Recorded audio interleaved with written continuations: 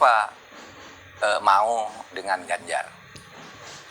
Yang pertama gini ya, Mas Denny, Ganjar itu ketika menawari ke saya, Bu Mega, itu syaratnya udah terpenuhi, yaitu minimal 20% kursi di DPR udah dimiliki dari pemilu sebelumnya. Nah, Bu Mega ini udah punya 23%, ditambah P3 4%, kan sudah 27% kira-kira. Syarat apa ini, Pak? Syarat untuk mendaftarkan calon presiden. Oh iya, kalau kan? dari itunya, iya. Iya kan?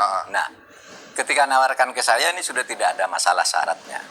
Oh, Bapak maunya syarat itu? Enggak, sudah ada syarat. Sebelum itu saya pernah ditawari oleh koalisinya Pak Anies.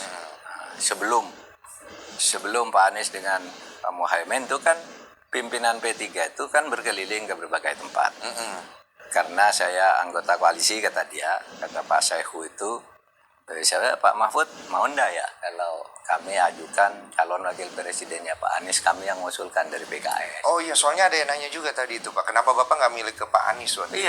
Nah, saya bilang waktu itu, Mas Denny, tamu itu datang ke rumah saya tuh pada bulan April, bulan puasa.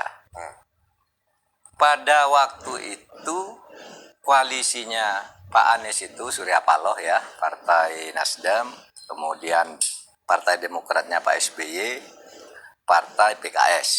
Nah, ini rebutan mencari calon presiden. Nah, Partai Nasdem udah mengatakan kalau wakil presidennya bukan AHY, Nasdem akan keluar dari koalisi. Nah, kalau dia keluar dari koalisi, ini tidak memenuhi syarat untuk daftar.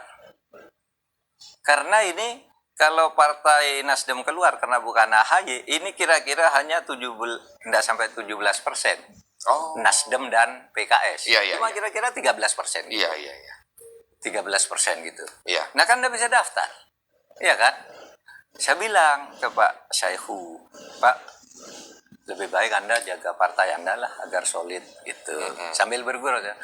Kenapa? Kalau saya mau ke situ, besok pagi Pak SBY keluar, langsung Anies nggak bisa jadi calon. Iya kan? Nggak bisa jadi calon. Kenapa? Kurang.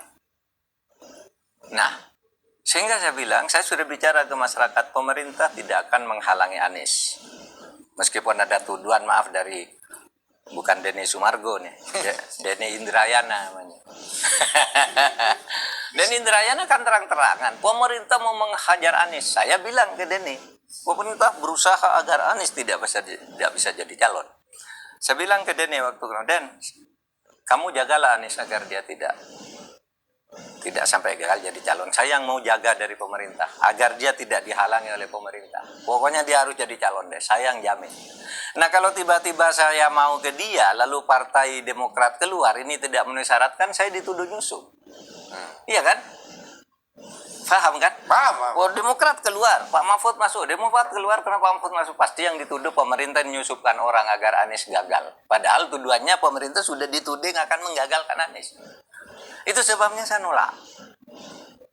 Saya tidak mau menggagalkan Anies, saya bilang. Pokoknya Anies saya jamin calon, soal menang, kalah itu nanti, tapi harus calon, saya bilang. Saya taruhannya, saya bilang, sama Denny, sama orang-orang. Iya.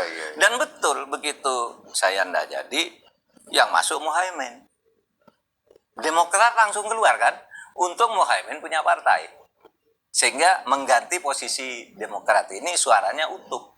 Untuk tetap bisa daftar. Kalau nggak bisa. Kalau enggak bisa. Kalau saya yang masuk, habis. Cuma 2 jatuhnya. Habis dia enggak akan jadi calon. Lalu kita yang dituduh lagi nanti kan, padahal saya salah seorang pembina politik di pemerintahan.